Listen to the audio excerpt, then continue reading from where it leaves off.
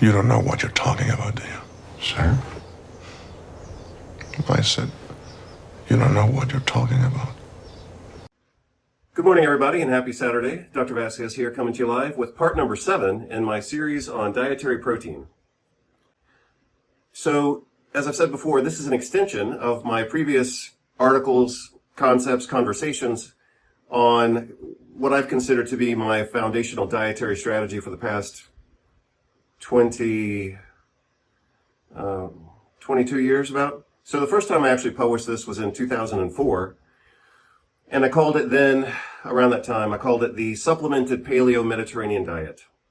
So as the name suggests, it's a dietary plan with some basic supplements, all of which are supported by tons of peer-reviewed research, even in some conservative journals like JAMA. So for example, back in 2004, I believe, Journal of the American Medical Association actually published 2 review articles from Harvard University, Harvard Medical School, on the importance of taking a multivitamin and multimineral supplement. So, like I said, I developed this, more than 20 years ago. The Paleo-Mediterranean diet is exactly what its name suggests. It's a diet of fruits, vegetables, nuts, seeds, berries, lean sources of protein, with customized allergy avoidance for people who have food allergies, and also customized carbohydrate intake.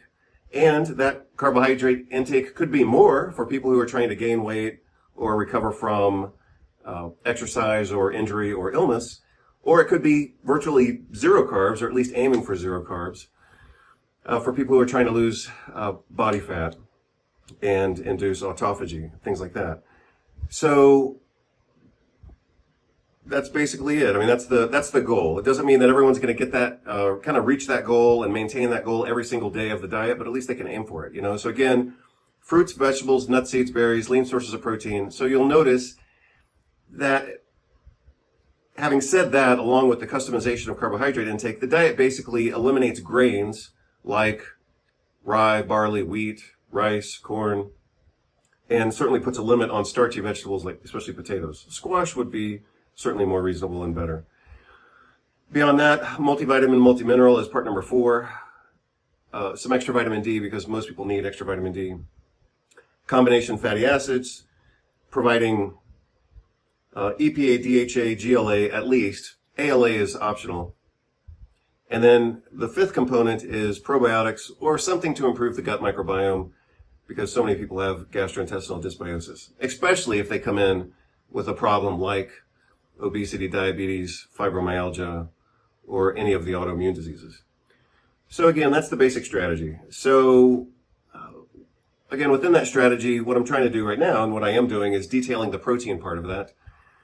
I did see, and I'm going to use 2 kind of conversation pieces for this video. One is a comment recently made by a guy who's kind of a medical influencer, so to speak. I'll show you what he said here.